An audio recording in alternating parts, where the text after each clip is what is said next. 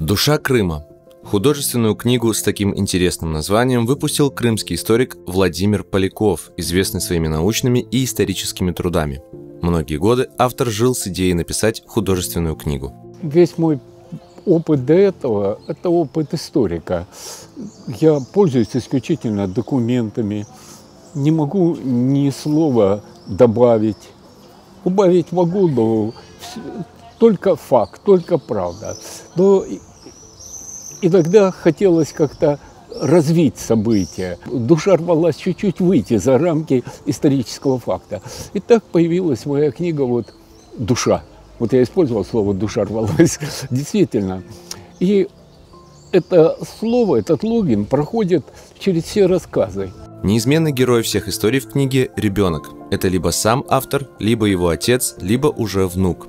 Это генетическая цепочка от неизвестного нам Садука Туршу, который когда-то построил в селе колодец, через Симу Бобовича, подаренный которым перстень стал талисманом самого Пушкина, сталинского сокола Джени Полякова, который в родном селе расчистил колодец, его сына Владимира и, наконец, его внука Илюши. Наглядный пример неразрывности духовной связи поколений. Мой дедушка был известный охотник в Крыму, председатель Союза охотников Крыма до революции. И он мне много рассказывал, и оно уже перемешалось, где правда, где вымысел. И поэтому я не стал себя в этих рассказах ограничиваться таким жестким разделением, потому что уже к чему ты и сам веришь.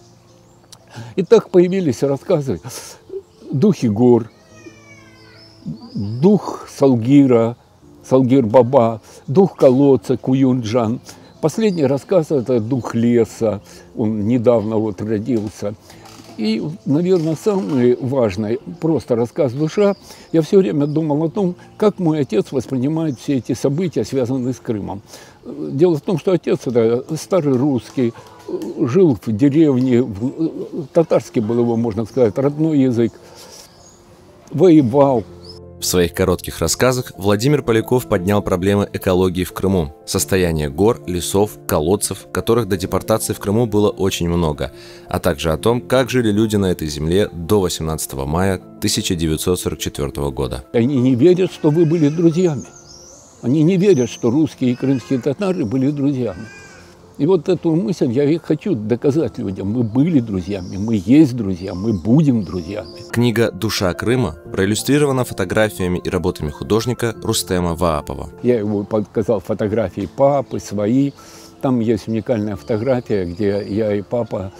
Папа стоит в военной форме, а я мальчишка лет 12. Это вот таким я был, когда описывается событие в рассказе «Куюнджан», когда чистили колодец в родном селе отца.